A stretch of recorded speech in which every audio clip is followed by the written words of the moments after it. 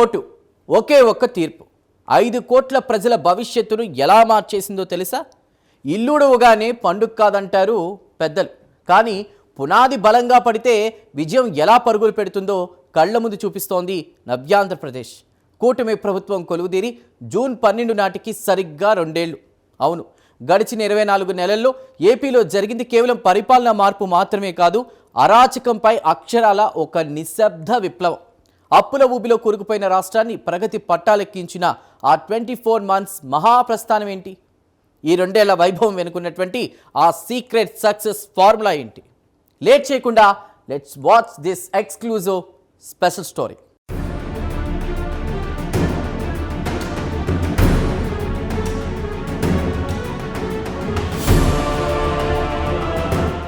నవ్యాంధ్రప్రదేశ్ చరిత్రలో ఒక కొత్త అధ్యాయం మొదలైంది.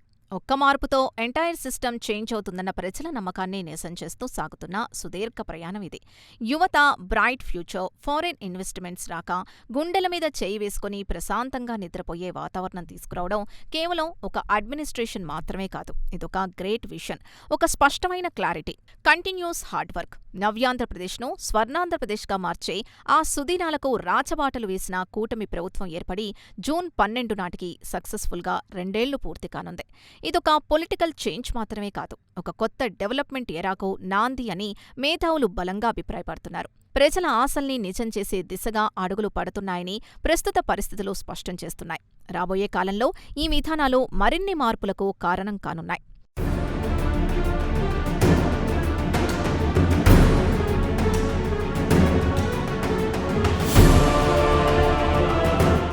ఆంధ్రప్రదేశ్ పొలిటికల్ అండ్ అడ్మినిస్ట్రేటివ్ హిస్టరీలో ఒక కొత్త రికార్డ్ని క్రియేట్ చేస్తూ కూటమి ప్రభుత్వం కొలువుదీరి జూన్ 12వ తేదీ నాటికి 24 నెలల మైలురాయిని దాటుతోంది. గత ఎన్నికల్లో లభించిన ల్యాండ్ స్లైడ్ విక్టరీతో ఏర్పడిన ఈ ప్రభుత్వం పబ్లిక్ వెల్ఫేర్ను ప్రైమరీ గోల్గా పెట్టుకుంది. అటు డెవలప్మెంట్ను, ఇటు సోషల్ వెల్ఫేర్ను 2 కళ్లుగా భావిస్తూ బ్యాలెన్స్ చేయడమే కూటమి ప్రభుత్వ ప్రత్యేకతగా నిలుస్తోంది. గడిచిన ఈ 2 ఏళ్ల కాలంలో రాష్ట్రం సాధించిన ప్రోగ్రెస్, ఎదుర్కొన్న ఛాలెంజెస్, సాధించిన సక్సెస్లపై ప్రస్తుతం ప్రతి ఒక్కరూ సమగ్ర విశ్లేషణ చేస్తున్నారు. ఈ 2 ఏళ్ల వైభవం కేవలం సంఖ్యలకు పరిమితం కాలేదని క్షేత్రస్థాయిలో వచ్చిన మార్పుల ద్వారా స్పష్టంగా అర్థమవుతోంది. ఇది రాబోయే కాలానికి ఒక దిక్సూచిలా మారుతుంది అనడంలో సందేహం లేదు.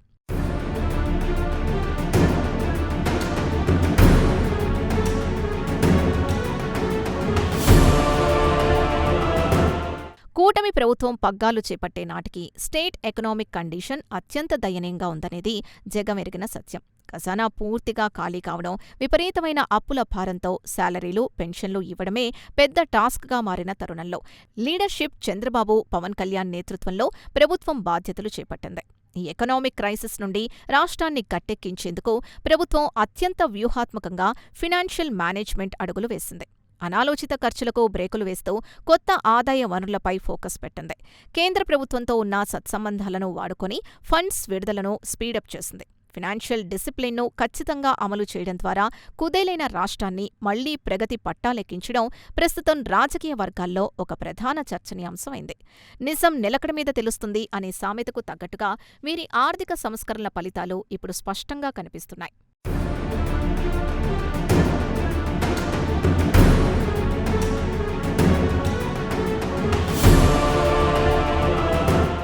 గత ప్రభుత్వ హయాంలో రాష్ట్రం నుండి వెనుతిరిగిన బిగ్ ఇన్వెస్టర్స్లో మళ్లీ నమ్మకాన్ని నింపడం ఈ ప్రభుత్వానికి ఒక పెద్ద ఛాలెంజ్గా నిలిచింది.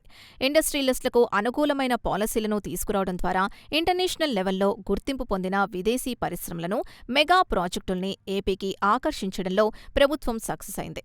సింగిల్ విండో సిస్టమ్ ద్వారా ఇండస్ట్రియల్ పర్మిషన్లను సులభతరం చేయడం వల్ల గడిచిన 2 ఏళ్లలో ప్రపంచవ్యాప్తంగా క్రేజున్న టాప్ మోస్ట్ బ్లూచిప్ కంపెనీలు ఆంధ్రప్రదేశ్లో ఇన్వెస్ట్ చేయడానికి క్యూ కట్టాయి.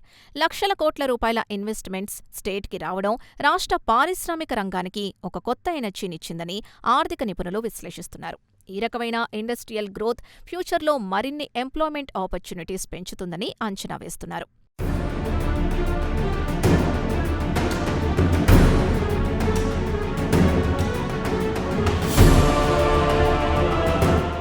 ఆంధ్రుల జీవనాడైన పోలవరం ప్రాజెక్ట్ గతంలో నెలకొన్న వ్యక్తిగత రాజకీయాలు, వివాదాలు, టెక్నికల్ లోపాల వల్ల పూర్తిగా నిలిచిపోయిన సంగతి తెలిసిందే.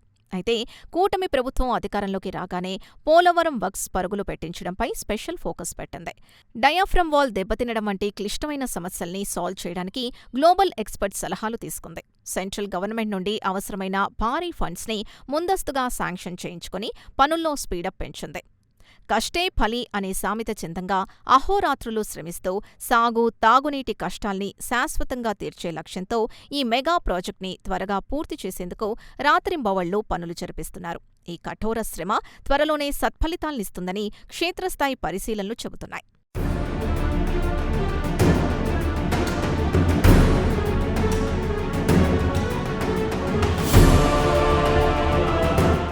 చూశారుగా, పోలవరం పనుల వేగం చూస్తుంటే కఠోర శ్రమ ఉంటే ఏదైనా సాధ్యమే అని అర్థమవుతుంది. అయితే కేవలం ప్రాజెక్టులు మాత్రమే కాదు, ఒక రాష్ట్రానికి గుండెకాయ లాంటి రాజధాని అమరావతి భవిష్యత్తుపై నెలకొన్న కన్ఫ్యూజన్కు ఈ ప్రభుత్వం ఎలా ఎన్కార్డ్ వేసింది? ఉత్తరాంధ్ర ప్రజల ఎమోషన్ అయిన వైజాగ్ స్టీల్ ప్లాంట్ సంక్షోభాన్ని లీడర్షిప్ ఎలా హ్యాండిల్ చేసింది? ఈ కీలక విశ్లేషణను ఇప్పుడు కంటిన్యూ చేద్దాం.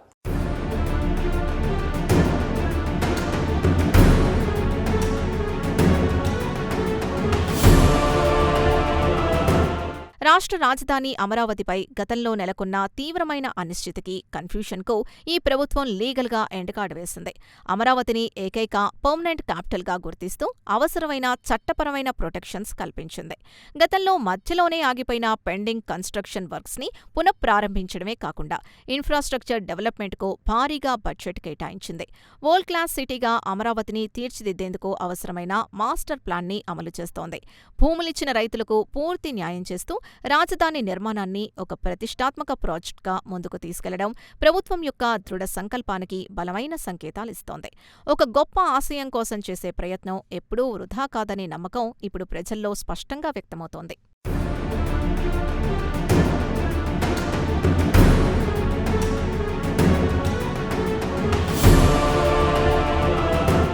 విశాఖపట్నం స్టీల్ ప్లాంట్ ప్రైవేటీకరణ అంశంపై ఉత్తరాంధ్ర ప్రజల్లో ఉన్న ఆందోళనల్ని, సెంటిమెంట్స్ను కూటమి ప్రభుత్వం చాలా మెచ్యూర్డ్గా హ్యాండిల్ చేసింది.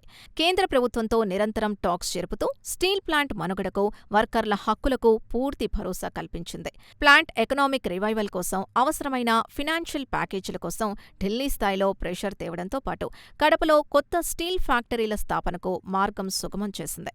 వెనకబడిన ప్రాంతాల్లో ఇండస్ట్రియలైజేషన్ను ఎంకరేజ్ చేయడం ద్వారా లోకల్ పీపుల్కు ఎంప్లాయ్మెంట్ ఆపర్చునిటీస్ పెంచేలా యాక్షన్ ప్లాన్ సిద్ధం చేసింది.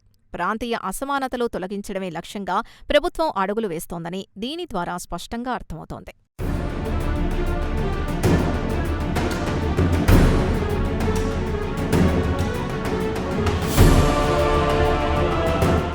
యువతకు ఉద్యోగ, ఉపాధి అవకాశాలు కల్పించడమే మెయిన్ ఎజెండాగా ఇన్ఫర్మేషన్ టెక్నాలజీ, ఎడ్యుకేషన్ రంగంలో రివల్యూషనరీ చేంజెస్ తీసుకొచ్చింది. ప్రత్యేకించి IT and skill development minister Nara Lokesh సారథ్యంలో లీడింగ్ ఐటీ కంపెనీలను స్టేట్కు రప్పించడమే కాకుండా నిరుద్యోగుల దశాబ్దాల కలైన మెగా డిఎస్సి నోటిఫికేషన్కు గ్రీన్ సిగ్నల్ ఇవ్వడం యువతలో కొత్త జోష్ నింపింది. టాటా లాంటి గ్లోబల్ జైంట్స్తో స్కిల్ డెవలప్మెంట్ పార్ట్నర్షిప్స్ పెట్టుకోవడం, ప్రతిష్టాత్మకమైన డేటా సెంటర్ల ఎస్టాబ్లిష్మెంట్కు అనుమతులివ్వడం వల్ల ఏపీ ఒక మేజర్ హబ్గా ఎదుగుతోంది. కేవలం సిటీలకే పరిమితం కాకుండా టైర్ 2 నగరాలకు ఐటీని ఎక్స్టెండ్ చేయడం ద్వారా టోటల్ లోకల్ యూత్కు వారి సొంత ప్రాంతాల్లోనే హై ప్రొఫైల్ జాబ్స్ లభించేలా యాక్షన్ ప్లాన్ డిజైన్ చేశారు.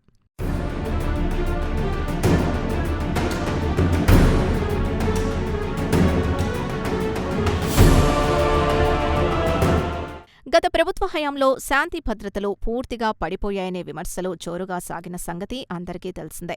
కూటమి ప్రభుత్వం పవర్లోకొచ్చిన వెంటనే లా అండ్ ఆర్డర్ పరిరక్షణపై ఐరన్ హ్యాండ్ ఉపయోగించింది. పొలిటికల్ రివెంజ్ రాజకీయాలకు చెక్ పెట్టి చట్టం ముందు ఎవరైనా సమానులే అనే స్ట్రాంగ్ మెసేజ్ను సొసైటీలోకి పంపింది. విమెన్ అండ్ చైల్డ్ సేఫ్టీ కోసం స్పెషల్ పోలీస్ వింగ్స్ను మరింత పటిష్టం చేసింది. ట్రాన్స్పరెన్సీతో కూడిన పోలీసింగ్ విధానాన్ని ఇంప్లిమెంట్ చేయడం ద్వారా క్రైమ్ రేటును గణనీయంగా తగ్గించి సాధారణ ప్రజల్లో సెక్యూరిటీ ఫీలింగ్ను పెంచింది. ప్రశాంత వాతావరణం ఉంటేనే ప్రగతి సాధ్యమనే సూత్రాన్ని ప్రభుత్వం అద్భుతంగా నిరూపిస్తూ అరాచక శక్తులపై గట్టి నిఘా ఉంచింది.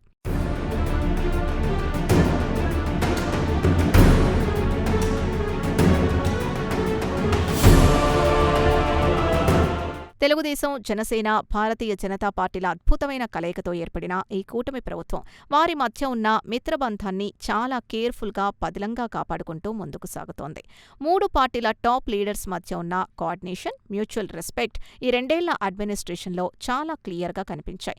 కామన్ మినిమం ప్రోగ్రాం ఆధారంగా కీలకమైన డెసిషన్స్ తీసుకుంటూ ఎలాంటి ఇంటర్నల్ డిఫరెన్సెస్ లేకుండా ఒకే తాటిపై నడుస్తున్నారు.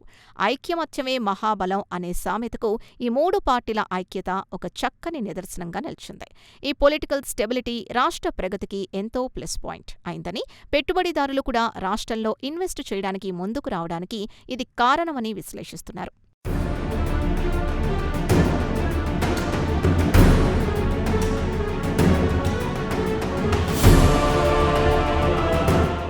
రాజకీయ సుస్థిరత, మూడు పార్టీల బంధం ఒక ఎత్తు అయితే, క్షేత్రస్థాయిలో సామాన్య ప్రజలకు అందుతున్నటువంటి అడ్మినిస్ట్రేషన్ ఎలాంటిది?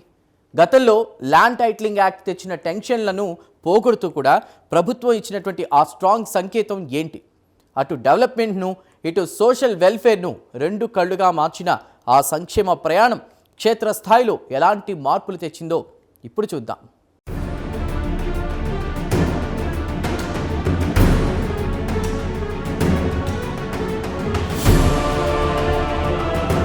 పరిపాలనలో పారదర్శకత, జవాబుదారీతనం ఈ ప్రభుత్వానికి రెండు మెయిన్ పిల్లర్స్గా నిలిచాయి. ప్రజల ఆస్తులకు పూర్తి సెక్యూరిటీ కల్పిస్తూ గతంలో తీవ్ర వివాదాస్పదమైన ల్యాండ్ టైటిలింగ్ యాక్ట్ని రద్దు చేయడం ఈ 24 నెలల కాలంలో తీసుకున్న అత్యంత సాహసోపేతమైన, ప్రజానుకూల నిర్ణయంగా విశ్లేషిస్తున్నారు. కరప్షన్కు గ్రౌండ్ లెవెల్ నుంచి రూట్అవుట్ చేసేందుకు లేటెస్ట్ టెక్నాలజీని విస్తృతంగా వాడుకుంటున్నారు. ప్రభుత్వ పథకాల లబ్ధి నేరుగా ఎలిజిబుల్ పీపుల్కు చేరేలా డిజిటల్ సిస్టమ్స్ని బలోపేతం చేశారు. పబ్లిక్ నుండి వచ్చే గ్రీవెన్స్ను స్వీకరించి వాటిని ఒక నిర్దిష్టమైన టైమ్లైన్లోగా సాల్వ్ చేసేందుకు స్పెషల్ మెకానిజంని క్రియేట్ చేయడం ద్వారా జవాబుదారీ ప్రభుత్వాన్ని ప్రజల చెంతకు చేర్చారు.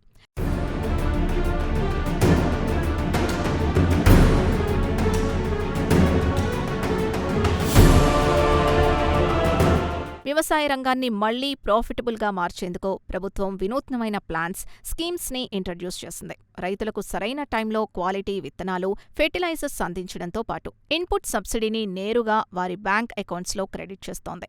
ఇరిగేషన్ కెనాల్స్ మోడర్నైజేషన్ పనుల్ని వేగవంతం చేసి చివరి ఆయకట్టు పొలాల వరకు నీరందేలా ఖచ్చితమైన చర్యలు తీసుకుంది. ప్రకృతి వైపరీత్యాల వల్ల లాస్ అయిన రైతులకు క్రాప్ ఇన్సూరెన్స్ని చాలా ఫాస్ట్గా అందిస్తూ అగ్రికల్చర్ సెక్టార్కు వెన్నుదన్నుగా నిలిచింది. దేశానికి వెన్నెముకైన రైతు సంతోషంగా ఉంటేనే రాష్ట్రం సుభిక్షంగా ఉంటుంది అనే సత్యాన్ని నమ్ముతూ ఈ ప్రభుత్వం తీసుకుంటున్న అడుగులు గ్రామీణ ఆర్థిక వ్యవస్థను బలోపేతం చేస్తున్నాయి.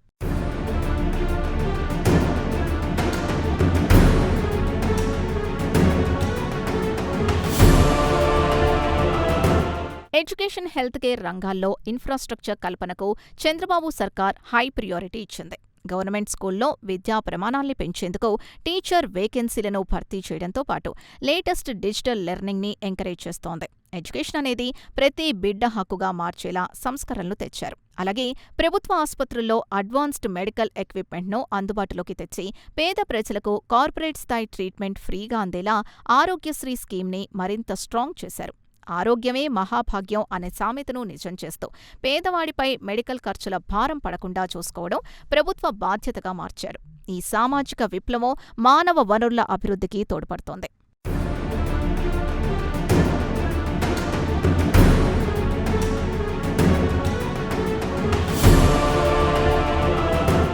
ఎన్నికల సమయంలో ఇచ్చిన ప్రతిష్టాత్మక సూపర్ 6 ప్రామిసెస్ను ప్రభుత్వం ఫేజ్ల వారీగా సక్సెస్ఫుల్గా ఇంప్లిమెంట్ చేస్తోంది. పేదవాడి ఆకలి తీర్చే అన్నా క్యాంటీన్ల పునఃప్రారంభం, మహిళల ఆర్థిక భారానికి ఊరటనిచ్చే ఉచిత గ్యాస్ సిలిండర్ల పథకం లాంటి గ్రౌండ్ లెవెల్ ఇంపాక్ట్ ఉన్న నిర్ణయాలు ప్రజల్లోకి బలంగా వెళ్లాయి.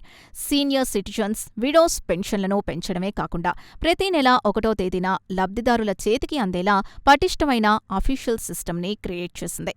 ఫైనాన్షియల్ ప్రాబ్లమ్స్ ఉన్నప్పటికీ సంక్షేమానికి ఫండ్స్ కొరత లేకుండా చూస్తున్నారు. దీనికి తోడుగా ఎంతో కాలంగా ఎదురుచూస్తున్న వైజాగ్ రైల్వే జోన్ పనులు కూడా వేగవంతం కావడం ఈ 2 ఏళ్ల వైభవానికి మకుటాయమానంగా నిలిచింది.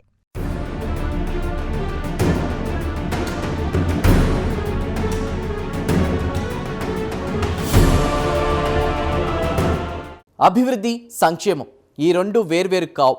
ఒకే నాణ్యానికి ఉన్నటువంటి రెండు ముఖాలు అని నిరూపించిన 24 నెలల ప్రయాణం ఇది. సవాళ్లు కొండంతున్న సంకల్పం ఉంటే వ్యవస్థను ఎలా మార్చవచ్చో కూటమి ప్రభుత్వం ప్రాక్టికల్గా చేసి చూపించింది. అయితే గడిచిన 2 ఏళ్ల వైభవం ఒకెత్తైతే రాబోయే 3 ఏళ్ల కాలం ఆంధ్రప్రదేశ్ భవిష్యత్తుకు అత్యంత కీలకం. అప్పుల భారాన్ని తగ్గిస్తూ నవ్యాంధ్రను నిజమైన స్వర్ణాంధ్రగా మార్చడంలో ఈ లీడర్షిప్ ఎంతవరకు సక్సెస్ అవుతుందో కాలమే సమాధానం చెప్పాలి. కానీ ఒక్కటి మాత్రం నిజం, ఏపీలో ఇప్పుడు సరికొత్త ప్రగతి చరిత్ర లిఖించబడుతోంది.